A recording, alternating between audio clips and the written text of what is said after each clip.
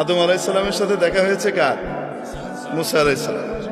তো মুসা আলাইহিস সালাম আদম আলাইহিস সালামকে বলছেন, আব্বা জান, আল্লাহ তাআলা এত কিছু জান্নাতে আপনাদেরকে দিয়ে রাখলো, শুধু একটা গাছ, এটার কাছে যেতে না করলো, এটা না খাইলে হইতো না?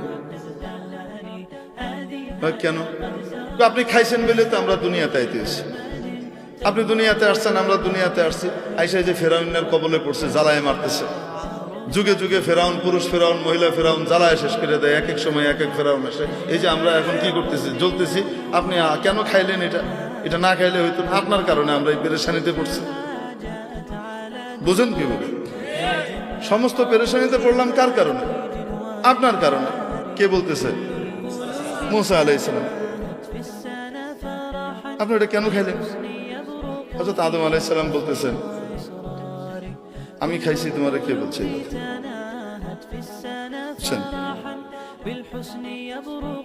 মুসা আলাইহিস সালাম বলেন, আমি বলে আপনাদের বাবার ছেলেদের মধ্যে সাধারণত 2 নম্বর ছেলে যেটা হয় মাইজা, এটা চেতা টাইপের হয় সাধারণত।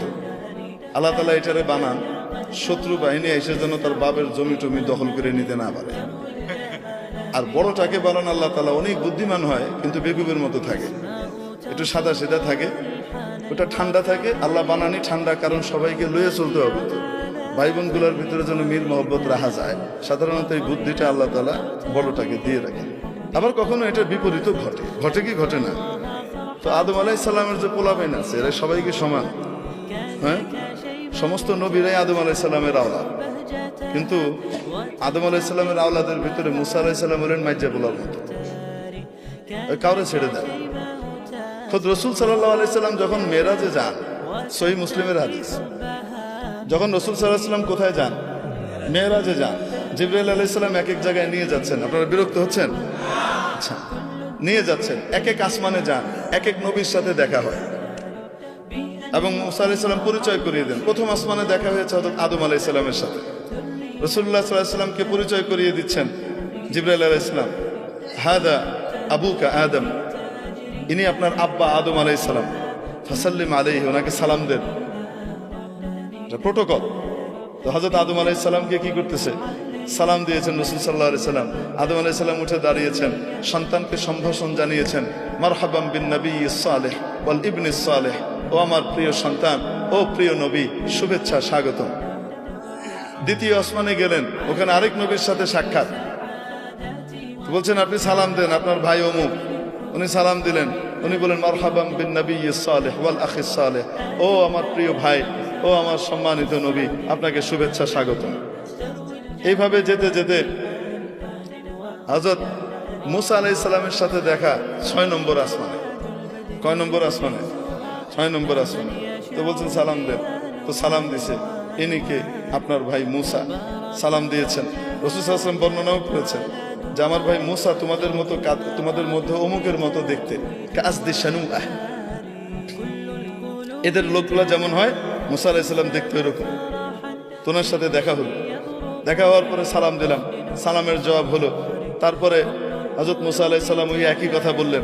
এখন রাসূল সাল্লাল্লাহু আলাইহি ওয়াসাল্লাম যখন পার করে চলে যাচ্ছেন, উপরের দিকে 7ম আসমানের দিকে রওনা হচ্ছেন, তো তখন কান্নাকাটির আওয়াজ শুনতেছেন। কেঁদে কেঁদে কেউ বলতেছে, আল্লাহ, এটা কোনো ইনসাফ? আমার পরে আসছে আর আমার আগে উপরে চলে যেতেছে, এটা কোনো কথা? এটা কিসের ইনসাফ? আমি কত কষ্ট করছি এসে। হযরত মুসা আলাইহিস সালাম রাসূল সাল্লাল্লাহু আলাইহি ওয়াসাল্লাম জিবরাইল আলাইহিস সালামকে বলতেছেন, কারণ অভিযোগ করতেছে কার উপরে? ভয়ঙ্কর কথা, আল্লাহরে থ্রেট দিচ্ছে, এটা কিসের ইনসাফ? উনি বলতেছে, এটা কি এরকম করে কথা কি কয়? রাসূল সাল্লাল্লাহু আলাইহি ওয়াসাল্লাম ঘাবড়ে গেছেন, এইরকম করে কথা আল্লাহকে কি কয়? তুমি বলতেছেন, হাদা আখুকা মুসা, সাউতু মুসা, আপনার ভাই মুসার আওয়াজ। কি বলেন? কেউ তার রবের সাথে এভাবে কথা বলতে পারে? উনি বলেন, রব্বুহু ইয়ারিফু, তার রব তার ব্যাপারে খুব ভালো জানে। এরকমই তার রব তার এই সমস্ত কথা কিছু কি করে না, মনে টনে করে না। বুঝেন নাই? তো মুসা আলাইহিস সালাম কি সাধারণ নবী? সাতা নবী। ট্রিটমেন্ট শুরু হইতো ঘুষি দিয়ে। কথা পরে আগে ফিডা করলে কেন এরকম বুঝেন নাই? ঘুষি একটা মারছে গেছে মিলে, ওনার ঘুষিতে যে এত পাওয়ার উনি নিজেও তো জানেন না। সুবহানাল্লাহ, আল্লাহু আকবার। তো মুসা আলাইহিস সালাম সাধারণ নবী না চেতা নবী? আল্লাহ তাআলার বড় প্রিয় নবী। আদম আলাইহিস সালামরে ছেড়ে দিচ্ছে না, ধরছে বাপরে। বুঝতে পারছেন? বাবারে ধরে বলতেছে, আপনি এই জিনিসটা না খাইলে কি হইতো না? আপনি সারা জান্নাত ভর্তি জিনিস সারা জীবন খেয়ে শেষ করতে পারতেন না, ওই একটা খাইয়া আপনি ওনার সৃষ্টি করে আইলেন, দুনিয়াতে আসলে আমাদেরকে জ্বালা যন্ত্রণা ভোগ করতে হচ্ছে, আপনার কারণে আমাদেরকে সব দুনিয়াতে এসে পরীক্ষা দিতে হচ্ছে আর কষ্ট করতে হচ্ছে।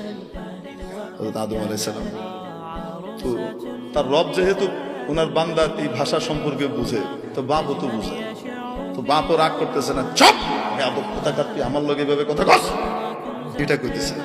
বাপ ঠান্ডা, বাপ বলতেছে আমি এরকম করে খাইছি তাই আমাকে দুনিয়া আসতে হয়েছে, তোমরা এসো। কে বলছো তুমি ছিল তো? আমি থাকি আর না থাকি তাওরাতের ভিতরে আছে, আমার কাছে যে আল্লাহ তাওরাত কিতাব নাজিল করছেন সেই কিতাবে আছে, আপনি কাম ঘটাইছেন।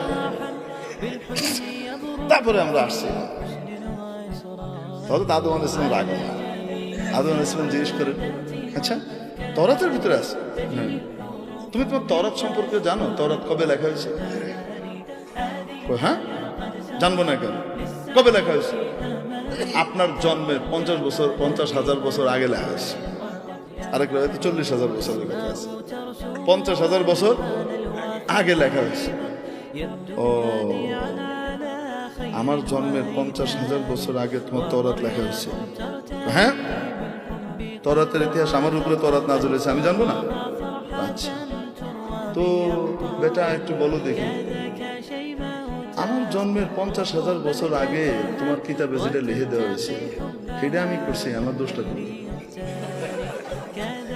আমি করছি না, উনি চাইছেন তাই করছি।